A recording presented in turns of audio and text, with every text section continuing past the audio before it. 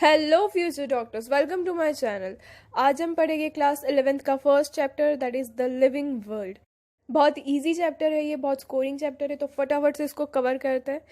The living world, इसके नाम से ही आपको समझ में आ रहा होगा कि इस चैप्टर में हम द लिविंग वर्ल्ड मतलब कि लिविंग चीज़ों के बारे में डिस्कस करेंगे कि क्या क्या उनके कैरेक्टर्स है, क्या क्या उनके फीचर्स है, किस बेसिस पे उनको डिफरेंशिएट किया गया है, कि ये लिविंग है, ये नॉन लिविंग है। ये सारी चीज़ों को हम अच्छे से डिटेल में पढ़ेंगे और आपको आगे ट्रिक भी मिलेगी जो इंपॉर्टेंट चीज़ है उसको याद रखने के लिए, उसकी सीरीज़। ठीक है, तो मेरे साथ बने रहना एंड तक। तो सबसे पहले अर्नेस्ट मेयर आए और उन्होंने बायोलॉजिकल कंसेप्ट ऑफ स्पीसीज के बारे में बताया। फिर उसके बाद 20th सेंचुरी में डार्विन आए और उन्होंने भी अपने आइडियाज़ दिए इसके ऊपर। ठीक है, अब बेसिकली यहाँ पर लिविंग ऑर्गेनिज्म जो है वो 5 चीज़ों के ऊपर डिपेंड करता है। 5 ऐसे कैरेक्टरिस्टिक्स है जिसके ऊपर लिविंग ऑर्गेनिज्म को डिफाइन किया गया कि हाँ ये लिविंग ऑर्गेनिज्म है। लेकिन उन 5 में से भी कुछ ऐसे कैरेक्टरिस्टिक्स है जो कि नॉन डिफाइन के कैरेक्टर में आते, नॉन डिफाइन और डिफाइन। हम यहाँ पर इन 5 को नॉन डिफाइन और डिफाइन कैरेक्टर में रखेंगे। ठीक है, तो नॉन डिफाइन क्यों आ रहे हैं? जब हम बोल रहे हैं कि ये 5 को लिविंग ऑर्गेनिज्म के कैरेक्टरिस्टिक्स के अंदर रखा जा रहा है, तो फिर उसमें नॉन डिफाइन क्यों आ रहा है? ठीक है, माइंड में आपके आ रहा होगा। द रीज़न बिहाइंड दिस कि कुछ ऐसे कैरेक्टर्स है जो एक नॉन लिविंग कैरेक्टर के शो करता है, और कुछ ऐसे कैरेक्टर्स है जो एक लिविंग ऑर्गेनिज्म होने के बावजूद नॉन लिविंग के कैरेक्टर शो करता है। ठीक है, मेरी बात को ध्यान से समझना। इसीलिए इन 5 कैरेक्टर्स को डिफाइंड कैरेक्टर और नॉन डिफाइंड कैरेक्टर में डिवाइड किया गया है। अब वो जो 5 कैरेक्टरिस्टिक्स है वो क्या है लिविंग ऑर्गेनिज्म के? वो है growth, reproduction, metabolism, cellular organisation and consciousness. तो ये 5 ऐसे कैरेक्टर्स है जिसके बेसिस के ऊपर लिविंग और नॉन लिविंग ऑर्गेनिज्म को डिफरेंशिएट किया जाता है। ग्रोथ और रिप्रोडक्शन को नॉन डिफाइंड कैरेक्टर में रखा गया है, और जो बाकी के 3 है that is metabolism, cellular organisation and consciousness, तो ये डिफाइंड कैरेक्टरिस्टिक्स में रखा गया है। द रीज़न बिहाइंड इज कि ग्रोथ और रिप्रोडक्शन को नॉन डिफाइंड में रखा गया, वो हम अब आगे पढ़ेंगे। यहाँ पर हमें पता है कि ग्रोथ जो है वो 2 कैरेक्टर्स में डिवाइडेड है। 2 कैरेक्टर्स जो इसके कंसिडर किए जाते हैं ग्रोथ के, that is increase in mass and increase in number of cells. तो अगर किसी भी ऑर्गेनिज्म के मास में इंक्रीज हो रहा है, साइज में इंक्रीज हो रहा है या नंबर ऑफ सेल्स में इंक्रीज हो रहा है, तो हम क्या बोलेंगे कि उस ऑर्गेनिज्म में, उस मैटर में जो वो ग्रोथ हो रहा है। एज वी नो दैट कि plant grows through out their life, but animals जो है वो एक सर्टन लिमिट तक ग्रो होते हैं। Multi cellular organism and unicellular organism, तो यहाँ पर मल्टी सेलुलर ऑर्गेनिज्म का growth and reproduction is independent. ऐसा क्यों? फॉर एग्जाम्पल अगर हम कंसिडर करें ह्यूमंस को, ठीक है, अगर हम ह्यूमंस को कंसिडर करते हैं तो ह्यूमंस का ग्रोथ और रिप्रोडक्शन जो वो इंडिपेंडेंट फैक्टर पे डिपेंड करता है। ठीक है, लेकिन जो यूनिसेलुलर ऑर्गेनिज्म है उनका जो ग्रोथ और रिप्रोडक्शन है वो डिपेंडेंट है। ऐसा क्यों? क्योंकि जितनी भी केमिकल रिएक्शन है वो सिर्फ एक ही सेल में हो रही है, मेटाबॉलिज्म एक में हो रहा है, सभी चीज़ें जो है जितनी भी केमिकल रिएक्शन है वो एक ही सेल में होती है। यहाँ पे ग्रोथ, डिवीजन, एक सेल से दूसरे सेल्स को अराइज करना, तो ये सारी चीज़ें जो है एक ही सेल में हो रही है, इसीलिए इसका ग्रोथ और रिप्रोडक्शन जो है डिपेंडेंट है। यहाँ पर as you can see in this diagram इसका ग्रोथ जो है वो हो रहा है और ये न्यू सेल को अराइज कर रहा है। So the growth is not a characteristic feature of living organism. Why? The reason behind is कि कुछ नॉन लिविंग ऑर्गेनिजम्स भी है जो ये ग्रोथ का फैक्टर शो करते हैं। For example as you can see in this diagram, accumulation of matter that is accretion. यहाँ पर मैटर जो वो धीरे धीरे इंक्रीज होते जा रहे हैं, इनके नंबर ऑफ सेल्स जो इंक्रीज होते जा रहे हैं। ये नॉन लिविंग है, फिर भी ये ग्रोथ इसमें होते जा रहा है, इसीलिए ग्रोथ को नॉट अ कैरेक्टरिस्टिक फीचर में रखा गया, इसीलिए ग्रोथ नॉन डिफाइंड कैरेक्टर में आता है। ठीक है, देन उसके बाद रिप्रोडक्शन। तो रिप्रोडक्शन 2 टाइप के होते हैं, ये हमें पता है, sexual reproduction and asexual reproduction या फिर यूनिसेक्शुअल रिप्रोडक्शन। तो sexual reproduction involves 2 parents. As we know that sexual reproduction में 2 पेरेंट्स का इन्वॉल्वमेंट होता है, that is male and female, और वो 2 इन्फॉर्म करते हैं। और असेक्सुअल रिप्रोडक्शन में सिर्फ एक ही पेरेंट का इन्वॉल्वमेंट होता है, फॉर एग्जाम्पल फंगी। और आपने 10th में असेक्सुअल रिप्रोडक्शन के टाइप्स के बारे में पढ़ा होगा, तो आपको याद होगा कि बडिंग कौन शो करता है? Yeast and hydra. Regeneration is shown by planaria. Fragmentation is shown by fungi, filamentous algae and the protonema of mosses. ठीक है, तो एग्जाम्पल्स आपको याद रखना है इसके असेक्सुअल रिप्रोडक्शन के। But the reproduction is not a characteristic feature of living organism. Why? Because कुछ ऐसे लिविंग ऑर्गेनिजम्स है जो रिप्रोडक्शन का कैरेक्टर उनके अंदर शो नहीं करते। For example mules, sterile worker बीज, इनफर्टाइल ह्यूमंस। तो ये जो एग्जाम्पल्स है इनके बेसिस के ऊपर रिप्रोडक्शन जो है वो नॉट अ कैरेक्टरिस्टिक फीचर के अंडर में आता है, इसीलिए रिप्रोडक्शन को भी नॉट डिफाइंड कैरेक्टर में रखा गया। The next is metabolism. Basically metabolism is sum total of all the chemical reactions occurring in our body. ये की पॉइंट है, आपको ध्यान में रखना है, ठीक है। मेटाबॉलिज्म क्या है? Sum total of all the chemical reactions in our body right now. हमारे बॉडी में मिलियंस एंड ट्रिलियंस फॉर्म में केमिकल रिएक्शन हो रही है इस टाइम पर, तो वो जितनी भी रिएक्शंस हो रही है उन सबको हम क्या बोलेंगे? मेटाबॉलिज्म बोलेंगे। That is catabolism plus anabolism is metabolism. तो जितनी भी reactions, all the chemical reactions occurring in our body right now is called as metabolism, ठीक है। और ये मेटाबॉलिज्म ऐसा कैरेक्टर है जो कोई भी non living organism, non living thing show नहीं करता, और जितने भी लिविंग ऑर्गेनिजम्स है वो सभी शो करते हैं। And next point is in vitro. तो माइंड में आ रहा होगा कि जो टेस्ट ट्यूब में रिएक्शंस होती है, जो टेस्ट ट्यूब बेबीज होते हैं, तो क्या ये लिविंग थिंग है, क्या ये लिविंग ऑर्गेनिज्म है? तो वो जो रिएक्शन हो रही है टेस्ट ट्यूब के अंदर वो लिविंग रिएक्शन है। That reaction occurring in test tube is living reaction. लेकिन हम उस लिविंग रिएक्शन को लिविंग थिंग या लिविंग बीइंग का नाम नहीं देंगे। वो लिविंग रिएक्शन है, वो सेम रिएक्शन हमारे बॉडी में कहीं ना कहीं हो रही है, लेकिन वो रिएक्शन जो टेस्ट ट्यूब में हो रही है वो एक दो ही हो रही है, वो सारी रिएक्शंस नहीं हो रही। हमने मेटाबॉलिज्म क्या पढ़ा कि sum total of all the chemical reactions occurring in our body is called metabolism. जितने भी ऑल द केमिकल रिएक्शंस, लेकिन टेस्ट ट्यूब में एक या दो ही रिएक्शन हो रही है, तो हम उसको लिविंग ऑर्गेनिज्म का नाम नहीं देंगे, लेकिन वो जो रिएक्शन है वो लिविंग रिएक्शन है। Then next is cellular organisation.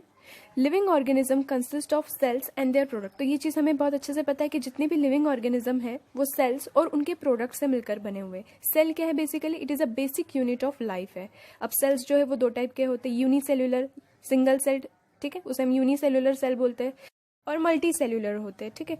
तो अगर हम यूनिसेल्यूलर सिंगल सेल्ड की बात करें तो जितनी भी केमिकल रिएक्शंस उसके अंदर होती है, एक लिविंग सेल के लिए चाहिए होती है, वो एक सिंगल सेल में होती है। इसका मतलब कि जो सिंगल सेल है वो इंडिपेंडेंट एग्जिस्टेंस शो करता है, क्योंकि उसके अंदर सारी वो एक्टिविटीज़ होती है जो एक लिविंग सेल के अंदर होनी चाहिए। इसका मतलब कि जो यूनिसेल्यूलर सिंगल सेल्ड ऑर्गेनिज्म है वो इंडिपेंडेंट एग्जिस्टेंस शो करता है, और मल्टी सेल्यूलर भी इंडिपेंडेंट एग्जिस्टेंस शो करता है। तो इसीलिए cellular organisation is considered as a characteristic feature of the living organism. इसीलिए सेलुलर ऑर्गेनाइजेशन जो है डिफाइंड कैरेक्टर के अंडर में आता है। Then next is consciousness. So what is consciousness? It is the ability to sense environment and respond to environment. Ability मतलब कि हमारे एक्सटर्नल एनवायरनमेंट को सेंस करने की जो एबिलिटी है और फिर उसके बेसिस पर रिस्पॉन्ड करने की जो एबिलिटी है उसे हम क्या बोलते हैं? कॉन्शियसनेस बोलते हैं। कॉन्शियसनेस जितने भी लिविंग ऑर्गेनिजम्स है सभी शो करते हैं। अब आपके माइंड में आ रहा होगा कि क्या प्लांट्स में कॉन्शियसनेस है, क्या वो शो करते हैं कॉन्शियसनेस? तो डॉक्टर साहब जी हाँ, प्लांट्स में भी कॉन्शियसनेस प्रेजेंट होती है, वो फोटो पीरियोडिज्म शो करते हैं। ये हम डिटेल में आगे चैप्टर्स पढ़ेंगे प्लांट फिजियोलॉजी के अंदर, इंपॉर्टेंट टॉपिक है, अच्छे से डिस्कस करेंगे, यहाँ से क्वेश्चंस आते हैं। तो प्लांट्स जो है फोटो पीरियोडिज्म शो करता है। फोटो मतलब लाइट होता है, और वो लाइट की जो प्रोसेस है उसको शो करता है। फॉर एग्जाम्पल अगर हम ले सनफ्लावर, अब आपको ये बात पता होगी कि जहाँ जहाँ पर सन मूव करता है सनफ्लावर उस डायरेक्शन में उस एंगल पर मूव करता है। तो ये क्या है? ये उसका कॉन्शियसनेस है। वो जो एक्सटर्नल एनवायरनमेंट है उसको रिस्पॉन्ड कर रहा है, जैसे जैसे सन मूव कर रहा है वैसे वैसे सनफ्लावर भी मूव कर रहा है। तो प्लांट्स में भी कॉन्शियसनेस प्रेजेंट होती है, ठीक है। ये एक बात होगी। दूसरी बात ये कि आपको पता होगी कि कुछ फ्लावर जो है वो पर्टिकुलर सीजन्स में ही आते हैं, ठीक है, थ्रू आउट द ईयर नहीं आते। तो ये क्या है? उनका एक्सटर्नल एनवायरनमेंट की तरफ रिस्पॉन्ड है, वो एनवायरनमेंट को सेंस कर सकते हैं और उस बेसिस के ऊपर वो रिस्पॉन्ड करते हैं। ये तो बात हो गई प्लांट्स की। एनिमल्स भी आपको पता होगा, कुछ एनिमल्स ऐसे हैं जो एक पर्टिकुलर सीजन में ही ब्रीड करते हैं, तो वो भी जो है एक्सटर्नल एनवायरनमेंट को रिस्पॉन्ड कर रहे हैं। तो ये सारी चीज़ों को ध्यान में रखते हुए कॉन्शियसनेस को एज अ कैरेक्टरिस्टिक फीचर के अंडर में रखा गया। ये डिफाइंड कैरेक्टरिस्टिक है, ठीक है। अब ये तो बात हो गई कॉन्शियसनेस की। अब कॉन्शियसनेस का भी हायर लेवल है, दैट इज सेल्फ कॉन्शियसनेस। तो ये बात बिल्कुल क्लियर रखना अपने माइंड में कि consciousness is a characteristic feature but self consciousness is not a characteristic feature. Because for example अगर हम ले ह्यूमंस को, तो हम एक हद तक बहुत अच्छे तरीके से प्रिडिक्ट कर सकते हैं हमारे इन्वायरमेंट को। फॉर एग्जाम्पल अगर हम बोले तो कोई प्रिडिक्ट करता है कि आज बारिश होगी, तो इस तरीके से ह्यूमंस जो है बहुत हद तक प्रिडिक्ट कर सकते हैं। और दूसरा एग्जाम्पल अगर हम ले दैट इज कोमा या ब्रेन डेड केस, तो उस कंडीशन में वो इंसान जिंदा तो है लेकिन उसने एक्सटर्नल इन्वायरमेंट को रिस्पॉन्ड करना बंद कर दिया है, उसके दिमाग ने एक्सटर्नल इन्वायरमेंट को रिस्पॉन्ड करना बंद कर दिया है। तो ऐसे सिचुएशन की वजह से, ऐसे एग्जाम्पल्स की वजह से सेल्फ कॉन्शियसनेस को नॉट अ कैरेक्टरिस्टिक फीचर के अंडर में रखा गया है। अगर क्वेश्चन आ जाए कि which of the following is a characteristic feature of living organism, option A self consciousness, B consciousness, C growth और D all of the above, फटाफट बताओ मुझे कमेंट्स में सही आंसर क्या आना चाहिए। ठीक है, अब तक हमने क्या पढ़ा, फटाफट से क्विक रिवीजन करते हैं। तो हमने पढ़ा कि 5 कैरेक्टरिस्टिक्स होते हैं ऑफ अ लिविंग ऑर्गेनिज्म, जो कि डिफाइंड और नॉन डिफाइंड कैरेक्टर्स में डिवाइडेड है। तो वो 5 क्या है, growth, reproduction, metabolism, cellular organisation and consciousness, जिसमें ग्रोथ और रिप्रोडक्शन नॉट डिफाइंड कैरेक्टर में रखा गया है और metabolism, cellular organisation and consciousness defined characters में रखा गया है। ठीक है, देन नेक्स्ट हम पढ़ेंगे प्रॉपर्टीज ऑफ लिविंग ऑर्गेनिज्म। तो there are 5 properties of living organism. क्या क्या है, that is self replication, interaction, regulation, evolution and stimulation. तो ये सारे कैरेक्टर्स कौन एक लिविंग ऑर्गेनिज्म शो करता है, ये इंपॉर्टेंट है, इसीलिए मैंने इसकी ट्रिक भी बनाई है सीरीज की, और ट्रिक है सीरीज। तो आप कैसे याद रखोगे इसको, S for self replication, E for evolution, R for regulation, I for interaction and again S for stimulation. ठीक है, देन नेक्स्ट हम पढ़ेंगे diversity in the living world.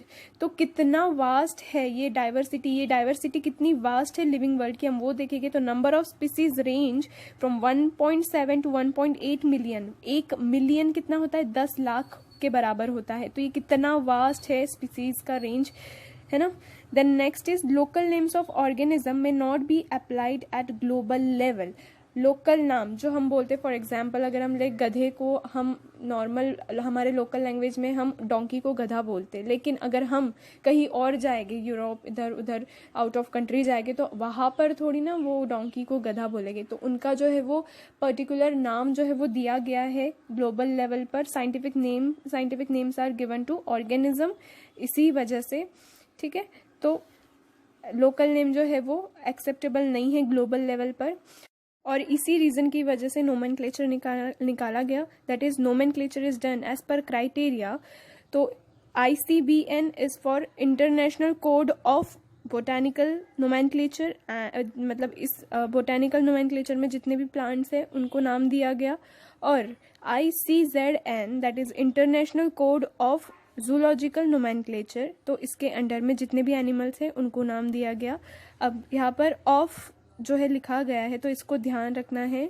NCERT में फॉर दिया है, बट मैंने पूरा रिसर्च किया और अकॉर्डिंग टू लास्ट ईयर के क्वेश्चंस, जब ये क्वेश्चन आया है तो फॉर को नेगेटिव मार्किंग दी है और ऑफ को करेक्ट मार्किंग दी है। NCERT में ये गलत दिया गया, तो आप प्लीज़ इस बात को ध्यान में रखना। आपको BN क्या था ये तो याद रहेगा कि बोटेनिकल नोमेनक्लेचर था, लेकिन ऑफ था या फॉर था यहाँ पर कंफ्यूजन होगा, तो आपको याद रखना है कि ऑफ था। ठीक है, ऑफ है, ऑफ ही सही है, और ऑफ पर ही टिक कर करना ना, आपको पूरे मार्क्स मिलेंगे। देन नेक्स्ट हम पढ़ेंगे टेक्सोनॉमी। तो टेक्सोनॉमी का मतलब क्या है, टेक्सो मतलब कि अरेंजमेंट और नॉमी मतलब कि लॉस, मतलब कि लॉस का प्रॉपर अरेंजमेंट, उसे हम क्या बोलेंगे, टेक्सोनॉमी बोलेंगे। It is the study of principles and procedures of classification. तो टेक्सोनॉमी के अंदर क्लासिफिकेशन का अरेंजमेंट प्रॉपर वे में होता है। टेक्सोनॉमी जो वे 4 पॉइंट्स कंसीडर करते हैं, that is identification, nomenclature, classification and affinities. तो सबसे पहले समझते हैं आइडेंटिफिकेशन को। तो आइडेंटिफिकेशन आपको नाम से क्लियर होगा कि इसके अंदर आइडेंटिफाई करते हैं ऑर्गेनिज्म को। ऑर्गेनिज्म को कैसे आइडेंटिफाई करते हैं, एज कंपेयर टू ऐसे ऑर्गेनिज्म में जो नोन है, जिसका हमें सब कुछ पता है, उसका नोमेनक्लेचर, उसका नाम, उसका कैरेक्टर, उसके सारे फीचर्स हमें पता है, उसके कंपेयर में एक अननोन ऑर्गेनिज्म को आइडेंटिफाई करेंगे और उसके बेसिस में उसको टेक्सोनोमिक ग्रुप में रखा जाएगा। ठीक है, उसको टेक्सोनोमिक ग्रुप में क्लासीफाई किया जाएगा। देन नेक्स्ट आता है नोमेनक्लेचर। अब आइडेंटिफाई करने के बाद उस ऑर्गेनिज्म को नाम दिया जाएगा, उसको नामकरण किया जाएगा कि हाँ ये आइडेंटिफाई हो चुका है, अब इसको कुछ ना कुछ उस बेसिस के ऊपर, आइडेंटिफिकेशन जो हमने किया उस बेसिस के ऊपर इसको नाम दिया जाएगा। देन तीसरा पॉइंट आता है क्लासिफिकेशन। अब नाम तो दे दिया, लेकिन जिस टेक्सोनोमिक ग्रुप में उसको रखा गया है उसके आपस में दूसरे ऑर्गेनिजम्स के साथ कुछ सिमिलैरिटीज, डिसिमिलैरिटीज को कंपेयर करेंगे और उस बेसिस के ऊपर उसको फिर से क्लासीफाई करेंगे, उसका क्लासिफिकेशन करेंगे। और फिर लास्ट आता है affinities. This is the study of inter relationship between the living organism. तो इसके अंदर इंटर रिलेशनशिप को स्टडी किया जाता है ऑफ द लिविंग ऑर्गेनिज्म को, ठीक है। इंटर रिलेशनशिप पॉइंट ध्यान में रखना फॉर एफिनिटीज। देन नेक्स्ट हम देखेंगे बायोलॉजिकल नोमेनक्लेचर किसने दिया, किसने सारे रूल्स बनाए साइंटिफिक नेम्स के। So that was given by Carolus Linnaeus. ये प्लीज़ याद रखना, बहुत बार पूछा जाता है कि बायोलॉजिकल नोमेनक्लेचर किसने डिफाइन किया, किसने प्रपोज किया। तो कार्लस लिनियस ने जो है बायोलॉजिकल नोमेनक्लेचर के बारे में बताया। उन्होंने 2 बुक लिखी for plants and for animals. तो उन्होंने साइंटिफिक नेम दिए प्लांट का in his book, that is species plantarum, which was published on 1 May 1753। Please ये याद रखना बुक्स के नाम। And for scientific name for animals उन्होंने दिया इन सिस्टमा नेचरा के अंदर। ये दोनों बुक याद रखना, for plants Species Plantarum and for animals Systema Naturae. तो कार्लस लिनियस ने कुछ रूल्स एंड रेगुलेशंस बनाए ताकि वो ऑर्गेनिज्म को साइंटिफिक नेम दे सके। तो उन्होंने बताया कि it should be in 2 parts, 2 parts में होना चाहिए। पहला वर्ड जो है वो जेनेरिक होना चाहिए, दूसरा वर्ड स्पीसीज होना चाहिए। जेनेरिक का फर्स्ट लेटर जो है वो कैपिटल होना चाहिए, बाकी सारे कंटिन्यू लेटर्स में होने चाहिए। स्पीसीज का फर्स्ट लेटर स्मॉल लेटर में होने चाहिए। और उन्होंने बताया कि it should be written in italics, और अगर इटैलिक्स में नहीं है तो अंडरलाइन होने चाहिए अगर हैंड रिटन है तो। Next is taxonomic category. So taxonomic category contains each rank और category of classification is termed as taxonomic category. मतलब कि हर एक रैंक और कैटेगरी को यहाँ पर क्लासीफाई करने वाले को टेक्सोनोमिक कैटेगरी बोलते। Taxonomic category is not a single step process. ये बहुत सारे स्टेप्स कंटेन करता है, जिसे हम जब ये बहुत सारे स्टेप्स साथ में बोलते हैं तो उसे हम टेक्सोनोमिक हायरार्की बोलते हैं। जैसे कि हम आगे देखेंगे अभी kingdom, phylum, class, order, family, genus, species. तो ये क्या है, इन सबको साथ में अगर बोलेंगे तो दिस इज टेक्सोनोमिक हायरार्की। लेकिन जब हम स्पेशली किंगडम की बात करेंगे तो this is taxonomic category. Phylum, this is taxonomic category. तो ऐसे अगर पर्टिकुलर चीजों को बोला जाएगा, ईच रैंक और कैटेगरी को अगर हम देखेंगे तो उसे हम टेक्सोनोमिक कैटेगरी बोलेंगे। लेकिन अगर हम सबको साथ में बोलेंगे तो टेक्सोनोमिक हायरार्की होगा, ठीक है। किंगडम सबसे बड़ी टेक्सोनोमिक कैटेगरी है और स्पीसीज जो है वो सबसे स्मॉल है, सबसे basic unit of classification contain करता है, सबसे छोटी टेक्सोनोमिक कैटेगरी है। Group of organisms with fundamental similarities, मतलब कि स्पीसीज में ऐसे ऑर्गेनिज्म रहेंगे जिनके फंडामेंटल सिमिलैरिटीज रहेंगे। देन उसके बाद आएगा जीनस। जीनस कैसे है, ऐसा ग्रुप कंटेन करता है जिसमें रिलेटेड स्पीसीज प्रेजेंट हो with a common character. So group of related species with common character किसमें रहेगा, जीनस में रहेगा। देन फैमिली, तो family is group of related genera. Group of genera जो रहेंगे वो फैमिली में प्रेजेंट रहेंगे। Then group of related families order में प्रेजेंट रहेंगे। Group of related order class में प्रेजेंट रहेंगे। Group of related classes phylum division में प्रेजेंट रहेंगे। And group of all the related phyla kingdom में प्रेजेंट रहेंगे। मतलब बेसिकली हम ये समझेंगे कि स्पीसीज जो है वो सबसे बेसिक यूनिट है जिसके अंदर फंडामेंटल सिमिलैरिटीज रहेंगे।